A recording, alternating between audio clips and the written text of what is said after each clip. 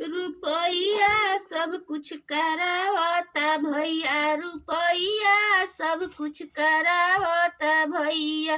केहू बने चोर केहू बने कसैया, रुपया सब कुछ करावता भैया, रुपया सब कुछ करावता भैया।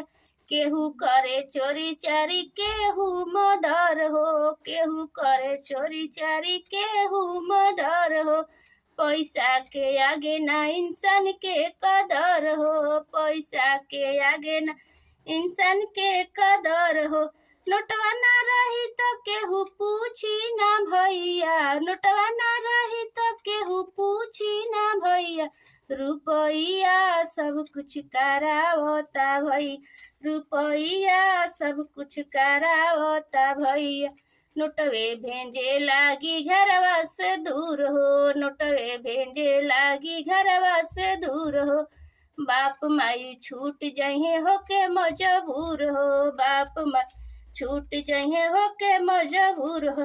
गरीबन के केहू ना हवे देखवैया, रुपया सब कुछ करावता भई, रुपया सब कुछ करावता भैया। नोटवे भेजे लगी घरवा से, नोटवे ही गैरन के आपन बनावे, नोटवे ही गैरन के आपन बनावे। नोटवे ही आपन के गैर बनावे, नोटवे ही आपन के गैर बनावे। केहू मारे भूख केहू चाटे मलैया, रुपया सब कुछ करावता भैया, रुपया सब कुछ करावता भैया।